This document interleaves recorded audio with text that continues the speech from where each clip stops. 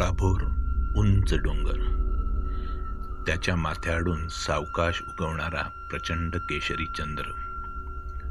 हळूहळू चंद्र वर येतो. त्याचा केशरी रंग फिकट होऊ लागतो. डोंगराची कडा चांदण्यानं न्हाऊन निघते. झाडांच्या एका काळ्याभोर समुदायातून चांदण्यांच्या किमयेने असंख्य चित्रविचित्र आकृती भूतासारख्या प्रकट होतात. डोंगराच्या पायथ्याशीच एक टुमदार देखणा बंगला. फाटकावरच्या दिव्याच्या मंद प्रकाशात गाढ झोपी गेलेला. बंगल्याच्या पाठीमागच्या बाजूला एक खोल दरी. दरीतून उठणारे धुक्याचे लोट. चंद्र आता बराच वर आलेला. पूर्ण चंद्रे. सारे चित्र स्तब्ध. फक्त हलकेच वर येणारे धुक्याचे लोट. एक अँबॅसेडर बंगल्याशी थांबते. आउट हाऊस मधला माळी खडबडून जागा होतो. फाटक उघडतो. प्रत्यक्ष मालकांची मुलगी मधुरा आणि बरोबर तिचा नवरा. काल तर लग्न झालं आणि आज मंडळी इथे. आमचं जेवण झालंय वाटेत. आता काही लागणार नाही. तू झोप, सकाळी लवकर ये. एवढे बोलून मधुरा कार लॉक करते आणि किल्ल्या खुळखुळावीत बंगल्याशी जाते. तिच्या पाठीत तिचा नवरा रवी भारावलेला. काय झकास बंगला आहे. साला माणसानं चैन करावी तर अशी. जन्मभर या बंगल्यात मालकाचा जावई म्हणून रुबाबानं जाता येता येईल. 15 दिवसांच्या सहवासात प्रेमविवाह करून पार असं पाहिजे. प्रेम करायचं मथुरासारख्या श्रीमंत बाहुलीवर.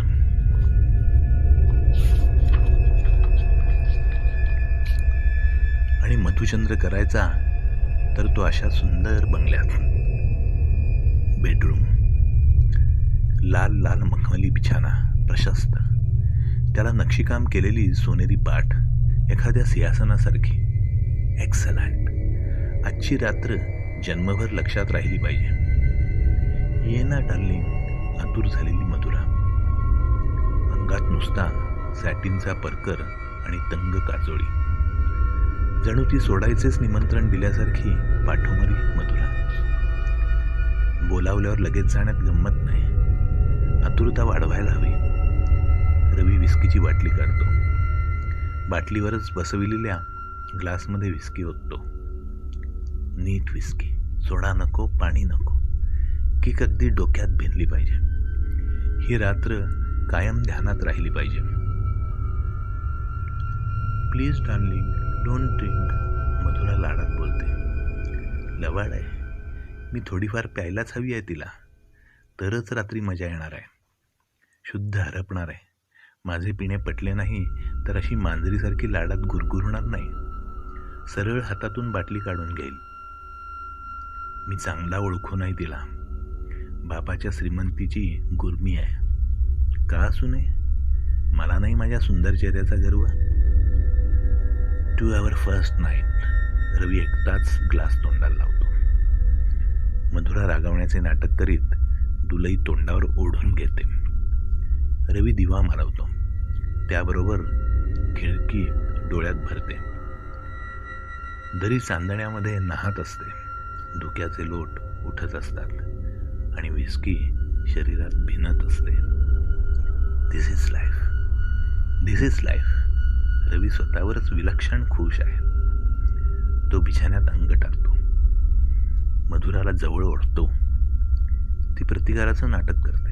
तो बळजबरीनं तिची चुंबने घेतो. ती व्हिस्कीच्या वासाला नाक मुरडते. खोटे खोटे. तो तिचे पांघरून काढून टाकू लागतो. ती ते छातीशी गच्छ धरून ठेवते. यू ब्रूट, यू बेस्ट म्हणत खिदळते. तिने छातीशी धरलेली दुलई खेचू लागतो आणि एकाएकी स्तब्ध होतो. बाहेरचं फाटक उघडलं जात आहे. कर्र कर्र. काय झालं डार्लिंग? मधुरा विचारते. कोणीतरी येत आहे.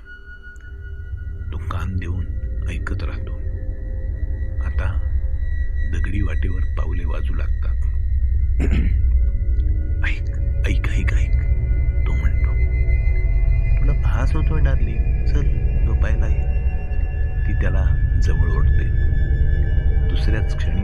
सारे भान विसरून जातो. जाणीव उरते ती फक्त शरीराची आणि त्याला हव्या असलेल्या जवळिकीची. जवळ, आणखी जवळ. आणि एवढ्यात बाहेरच्या दरवाजावर थाप बसते. ऐकलंस का? तो खडबडून उठत म्हणतो. You are drunk darling. ती त्याला पुन्हा झोपवते. कोणीही आलेलं नाही. निदान मी तरी काहीही ऐकलेलं नाही. आणि आलं तर बाहेर माळी आहेच ना, ती म्हणते. तो नुसताच पडून राहतो, निश्चल. ती त्याला एक दोनदा जवळ ओढण्याचा प्रयत्न करते, पण त्याचे कान बाहेरच्या आवाजाकडे लागलेले असतात. मग तिचाही विरस होतो. बाहेरच्या थापा वाढत असतात. ऐक अगं ऐक, नक्की कोणीतरी आलंय, तो तिला हळदवीत म्हणतो. एवढ्या जोरजोरानं दार ठोठावतंय आणि तुला ऐकू येत नाही? यू आर डेफ. तो उठतो. कुठं चाललास? मी दरवाजा उघडतो. रवी, ती हाक मारते, पण तो ऐकत नाही.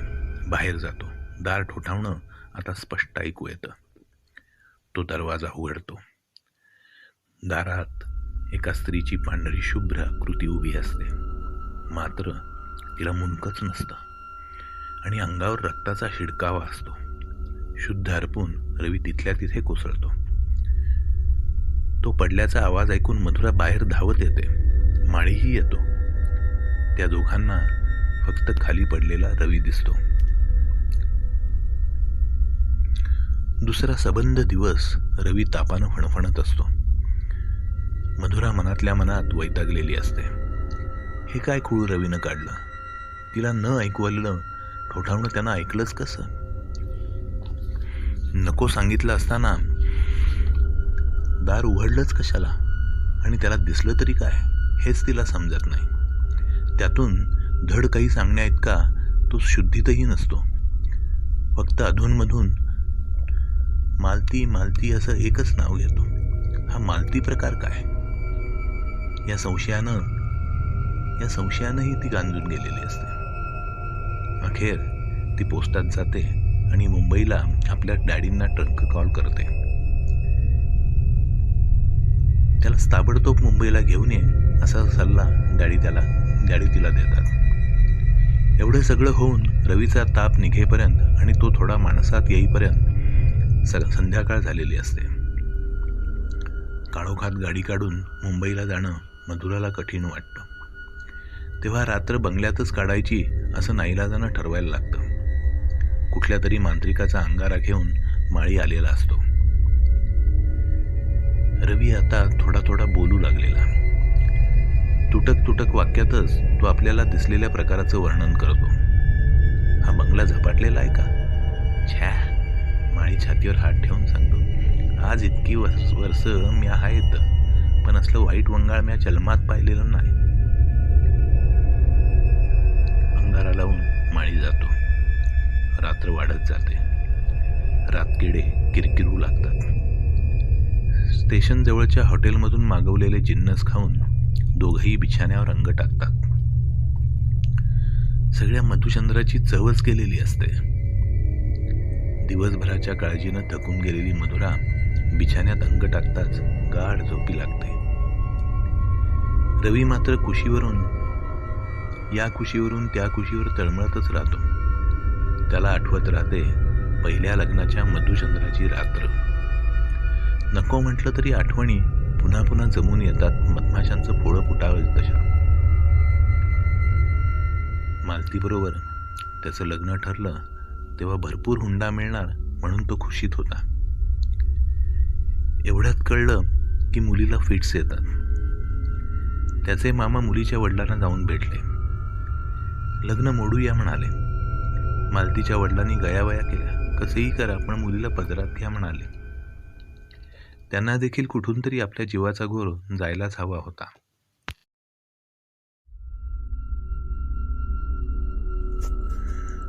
रवीच्या मामांनी हुंडा 5,000 वाढवून मागितला, फीट्सची किंमत म्हणून. मालतीच्या वडिलांनी तो दिला. लग्न थाटामाटात झालं. रवी रातोरात बायकोला फ्लॅटवर घेऊन गेला. त्याला फार जवळचं, अगदी घरातलं असं कुणीच नव्हतं. इतर नातेवाईकांची सोय लागलेली होती. ब्लॉक रिकामाच होता. हौसेला आणि रीतींना फाटा देऊन रवीने बायका मंडळींची अडगळ आधीच दूर केलेली होती. बायका मंडळी नाखुश होती. दारात ओवाळायला देखील बाई माणूस नसावं हे खुद्द मालतीलाही विचित्र वाटलं. पण रवीचा स्वभाव हेकट, मनात येईल ते करण्याचा. त्यानं मनात घेतलं की कोणी त्याला विरोध करत नसे. उंबरठ्यावरचं माप देखील न लवणता मालती घरात आली. रवीचे हात नुसते शिवशिवत होते. सगळं शरीर उतावीळ झालं होतं. घिसाडघाई करून त्याने मालतीला बिछाण्यावर ढकललं. तिच्या तोंडातून एक चित्कार निघाला आणि दुसऱ्याच क्षणी तिनं मान टाकली. रवी घाबरला. काय झालं मालती, काय झालं असं विचारू लागला.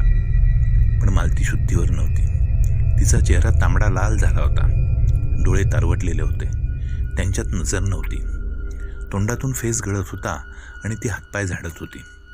बांधून ठेवलेलं जनावर सुटण्याची धडपड करतं तसं करीत होती. तोंडानं हा हा हा हा करून धाप लागल्यासारखी श्वास घेत होती. रवीनं तिच्या तोंडावर पाणी मारलं. तिचे हातपाय धरून ठेवले, पण काही उपयोग नाही. जवळजवळ 5 मिनिटं हा प्रकार चालला. पण रवीला कित्येक तास होऊन गेल्यासारखं वाटलं. अखेरीस जसा आला तसाच एकाएकी तो झटका गेला आणि मालती शुद्धीवर आली. गेल्या 5 मिनिटात काय झालं यातलं तिला काहीही आठवत नव्हतं. तुला फिट आली होती. ती शुद्धीवर येताच रवीचा सगळा संताप उफाळून आला. नेहमी अशाच फिट्स येतात तुला? प्रथम ती काहीच बोलली नाही. तिला विलक्षण थकवा आला होता. पण त्यानं पुन्हा पुन्हा खोदून विचारलं तेव्हा ती खोल आवाजात म्हणाली, बाबा म्हणाले की तुम्हाला माहिती आहे. अरे वा, शहाणेच आहेत की तुझे बाबा. माहीत असलं म्हणून मी काय वाटेल ते चालवून गेलं असं वाटलं काय त्यांना? चल माझ्याबरोबर, तो रोडला.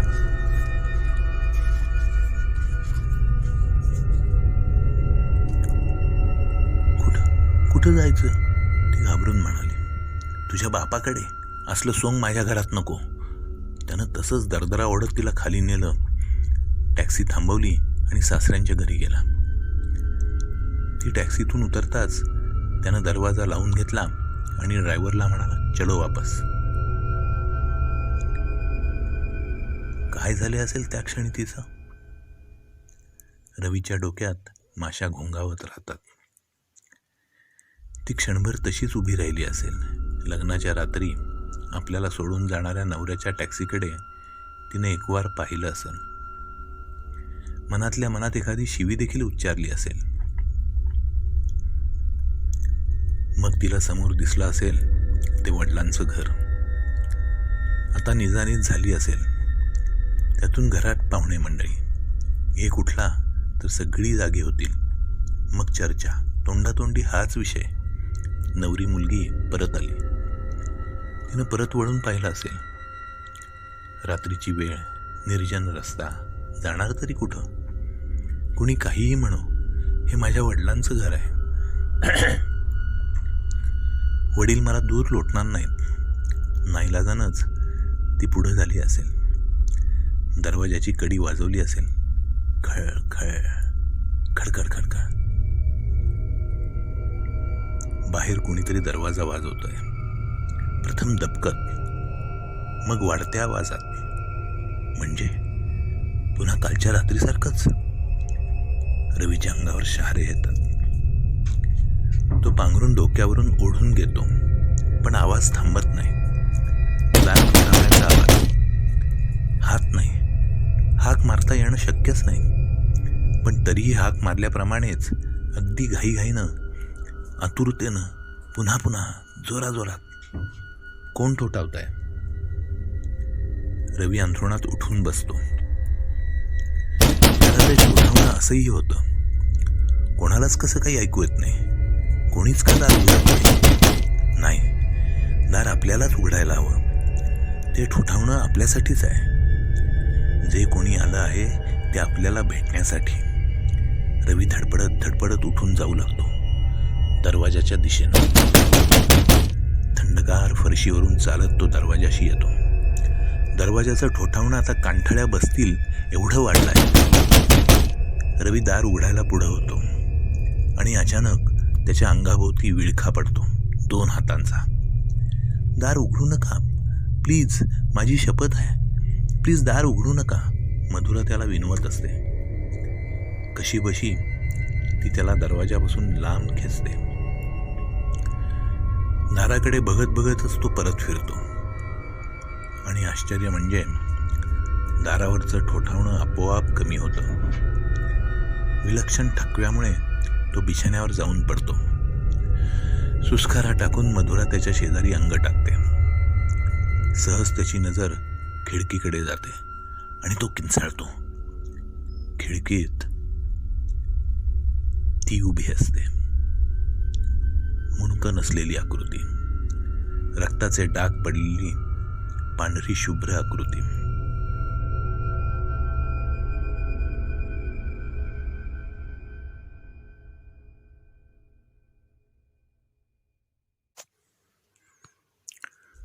कारमध्ये रवी अगदी गप्प बसून असतो. मधुरा देखील काहीच बोलत नाही. तिचा मधुचंद्राचा मूड तर पारच गेलेला असतो. पण का कोण जाणे तिला रवीचाही तिटकारा वाटू लागलेला असतो. रवीला कारमध्ये थोडे सुरक्षित वाटत असतं. निदान इथं ठोठावायला दारे तरी नसतात. कोणी येणार नसतं, कोणी जाणार नसतं. दुसऱ्या दिवशी मालतीचे वडील तिला घेऊन हजर झाले. काय म्हणून हिला पाठवून दिलेत तुम्ही? त्यांनी संतापून विचारलं. हिला फिट्स येतात. मला असल्या मुलीबरोबर संसार करायचा नाही. मला तिची किळस वाटतं. फिट्स येतात म्हणून तुम्ही 5,000 रुपये जास्त घेतलेत. मालतीचे वडील ओरडतात. 5,000 जन्माचा प्रश्न सुटतो का? असा वाद दोघांनी बराच वेळ घातला. एकमेकांना दुरुत्तरं केली. जन्मभर एकमेकांचं तोंड देखील पाहणार नाही असा निर्धार पुन्हा पुन्हा एकमेकांना ऐकवला. मालती बिचारी गुपचूप उभी होती, अवाक्षरही न कळता. आपल्यावरून ही अशी भांडणे होत आहेत याचं तिला मनस्वी दुःख होत होतं, पण नाईलाज होता. तिचा नवरा आणि तिचा बाप, ती एखादी निर्जीव वस्तू असावी तशी तिच्याविषयी चर्चा करत होते. तिला काय वाटत असेल याची दखल घेण्याची कोणालाच गरज वाटत नव्हती. अखेरीस रवीने त्या दोघांनाही दरवाजाच्या बाहेर ढकललं आणि दार लावून घेतलं. थोड्या वेळानं दरवाजा वाजला. रवीनं दार उघडलं. तीच दारात होती. तू अजून इथे? तो ओरडला. हो, बाबा मला इथंच सोडून गेले. मी आत येऊ का? नको, रवी म्हणाला आणि त्यानं धाडदिशी दरवाजा लावून घेतला. का इतके निर्दयी झालो आपण त्यावेळी? तिच्या वडिलांनी आपल्याला फसवलं, पण फसवलं तरी कसं म्हणावं? त्यांनी आधी कल्पना दिलेली होती. काही का असेना, असलं लोढणं गळ्यात बांधून घेणं ही माझी संसाराची कल्पनाच नव्हती. त्यानं थोड्या वेळानं बाहेर जाण्यासाठी म्हणून दार उघडलं. ती दाराला टेकवून बसली होती. ती एकदम आत कलंडली.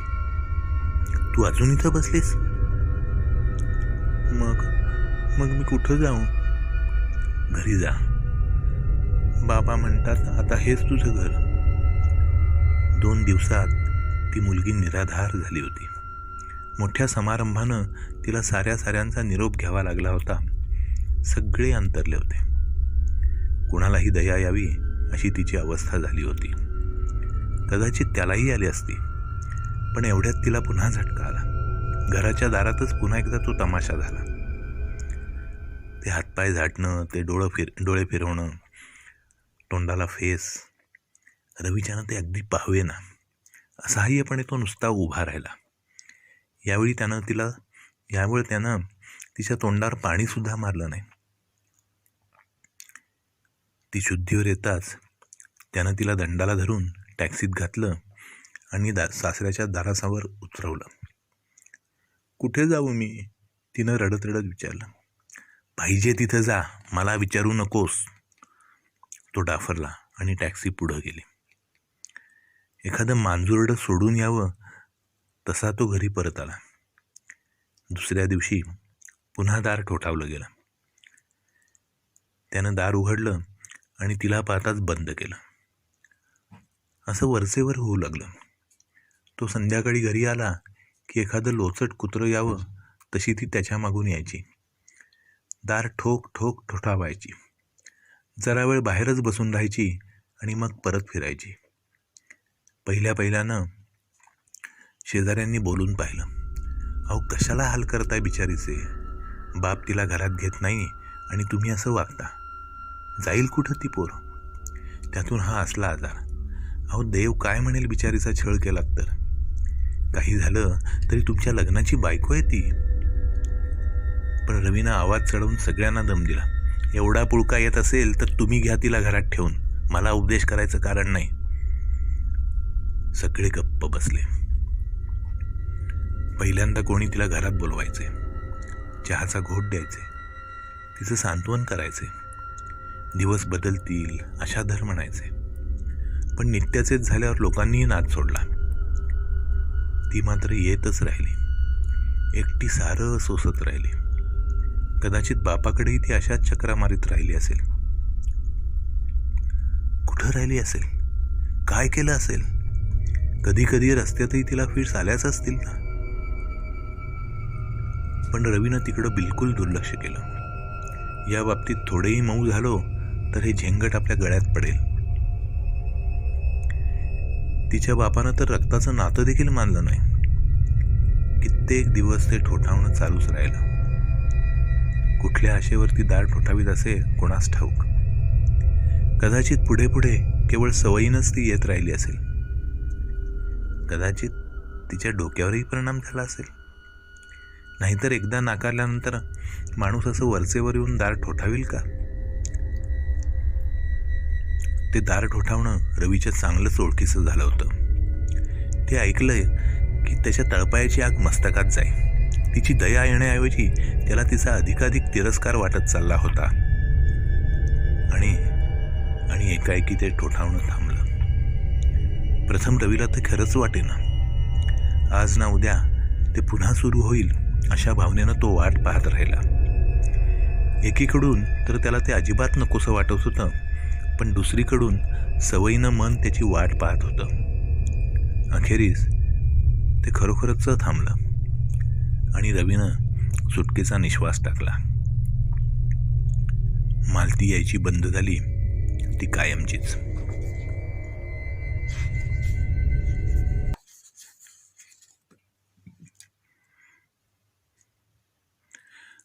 कार थांबलेली असते. चल आपण कॉफी पिऊया, मधुरा सांगत असते. तिचं म्हणणं रवीच्या डोक्यात शिरायला थोडा वेळ लागतो. उघड ना दार, ती सांगत असते. दार उघडायचं? टॅक्सीचं दार उघडलं आणि तिला जवळजवळ बाहेर ढकलूनच दिलं.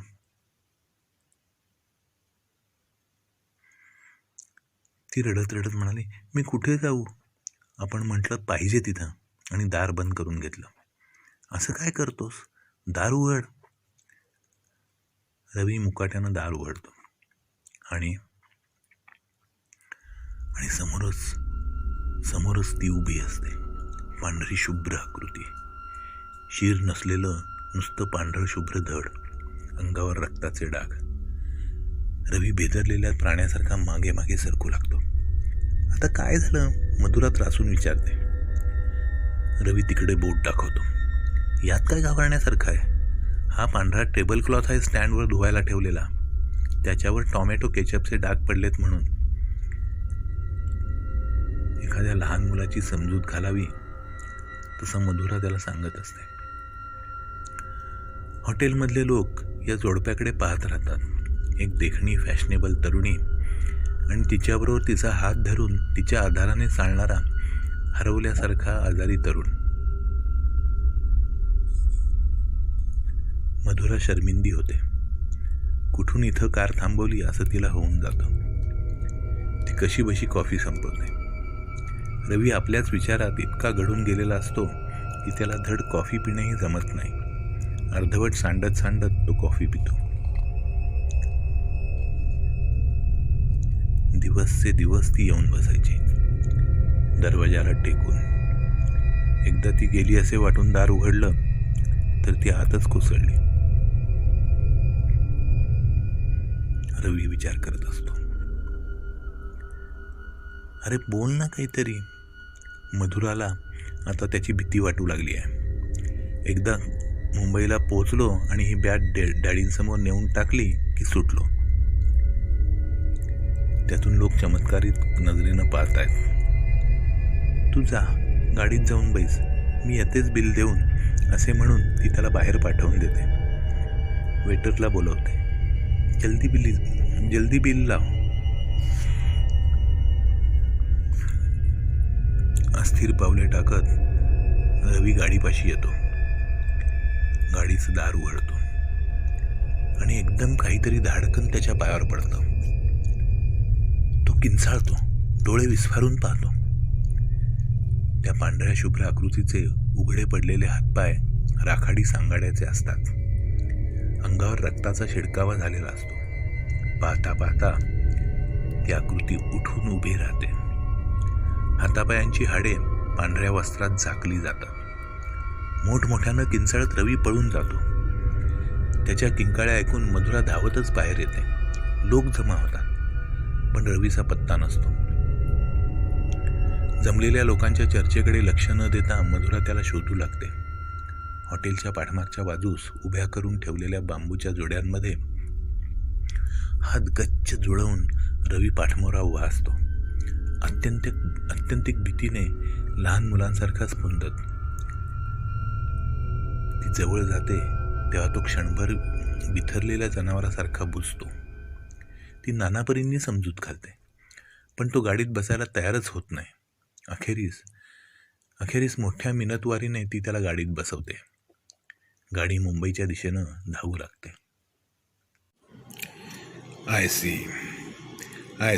सी डॅडी विचारमग्न होऊन म्हणतात. आणि या मालतीचं पिशाच्य मधुचंद्राच्या रात्रीपासून तुमच्या मागं लागलंय. दिस इज टेरिबल. काहीही असो डॅडी, झपाटलेल्या माणसाबरोबर मला संसार करायचा नाही. शिवाय त्यानं मला फसवलंय. आपलं एक लग्न होऊन गेल्याचं त्यानं माझ्यापासून लपवून ठेवलंय. मला या माणसाचं तोंड देखील पाहायचं नाही. तुम्ही आपल्या सॉलिसिटरला सांगा मला शक्य तेवढ्या लवकर डायव्होर्स हवा. शक्य तेवढ्या लवकर. ताडताड बोलून मधुरा खोलीबाहेर जाते.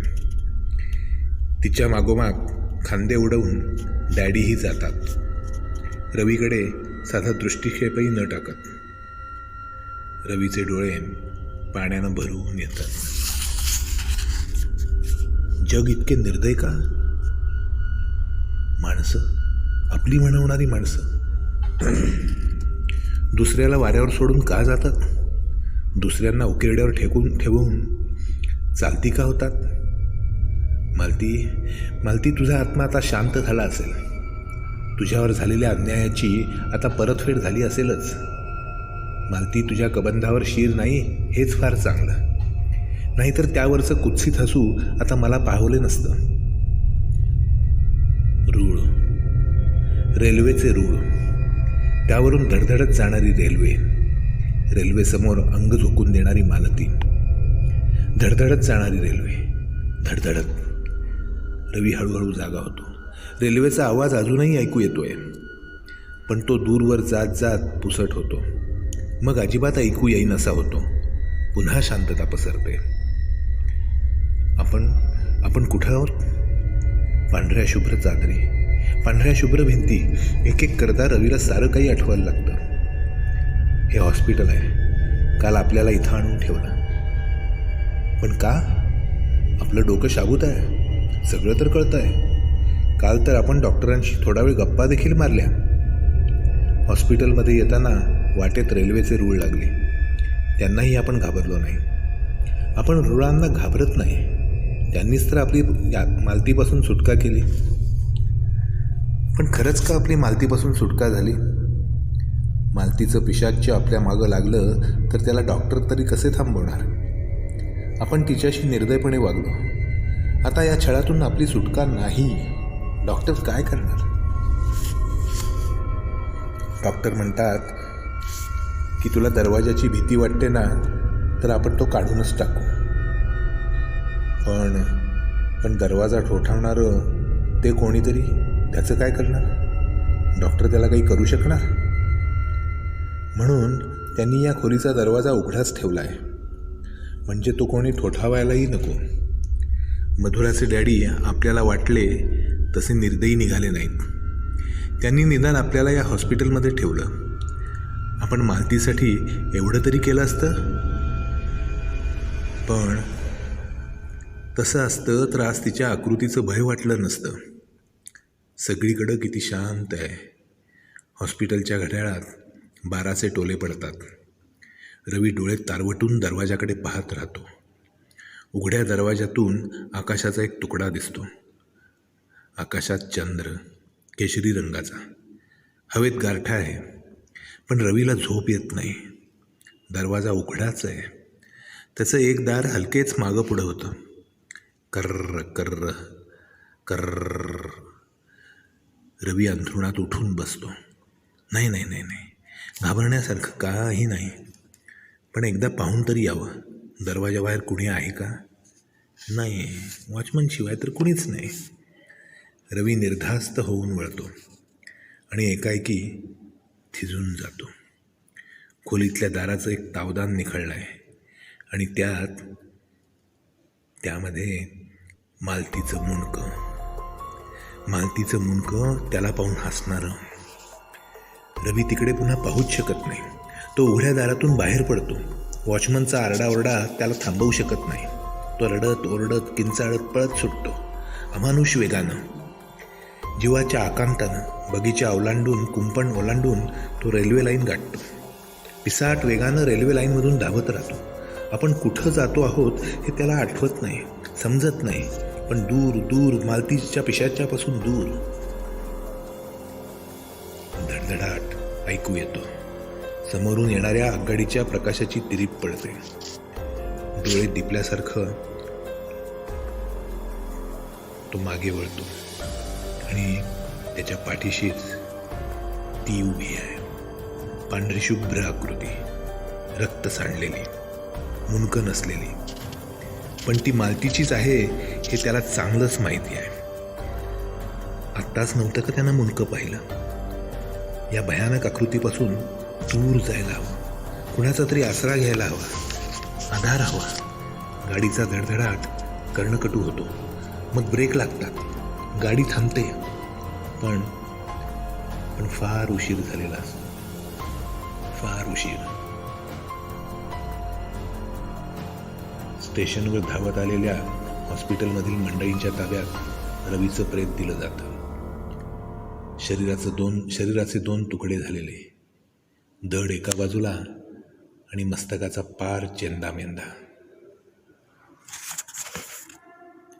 Terrible guilt complex, terrible. दुसऱ्या दिवशी डॉक्टर डॅडींना सांगतात. कसं आहे, त्यानं मालतीवर केलेल्या अन्यायाची रुखरुख त्याच्या मनात खोलवर होती. ती कितीही काढली तरी दुसरं लग्न करताच उफाळून आली. रेल्वे ॲक्सिडेंटमध्ये दिसलेल्या कबंधाचा त्या भावनेनं आकार घेतला. सगळीकडं तर ते कबंध त्याला दिसायला लागलं. Nothing surprise, nothing. पिशाच्चे असतं का? माणसाच्या मनातच इतक्या भयंकर गोष्टी दडलेल्या असतात की त्यातून कसलीही पिशाच्चे आकार घेऊ शकतात. Are you sure doctor? Are you? की रवी ज्याला घाबरत होता त्यात पिशाच्यांचा अंशही नव्हता? डॅडी विचारतात. 100% शुअर. मालतीचं पिशाच्य होणं शक्यच नाही. कारण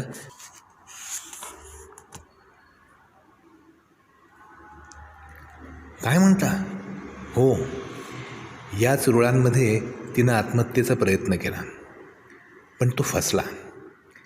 तिला वाचवण्याच्या प्रयत्नात दुसरीच एक बाई मेली आणि खेचाखेचीत मालतीची पर्स रुळात पडली. मी मालतीला इथं ॲडमिट केलं ते केवळ तिची अवस्था पाहून. आत्यंतिक निराशेनं तिच्या डोक्यावर परिणाम व्हायला लागला होता आणि फिट्सचं प्रमाणही वाढलं होतं. पण आता मात्र ती चांगलीच सुधारले बरं का. पण डॉक्टर, तीच रवीची बायको हे माहीत असताना तुम्ही दोघांची भेट का घडवली नाही हो? अहो मला तरी काय कल्पना, सारख्या केसेस पुष्कळच असतात आणि कल्पना आली तेव्हा फार फार उशीर झाला होता. केव्हा कल्पना आली? रवी गाडीखाली सापडल्यानंतर मालतीनं त्याचा चेहरा नीटसा पाहिला नव्हता. त्याला ओळखणं शक्यच नव्हतं. पण मालती माझ्याकडे आली, म्हणाली, अहो डॉक्टर, निखळलेल्या तावदानातून मी नुसतं शेजारच्या खोलीत पाहिलं तर तिथला पेशंट रडत ओरडत किंचाळत पळून की हो गेला. कबंध.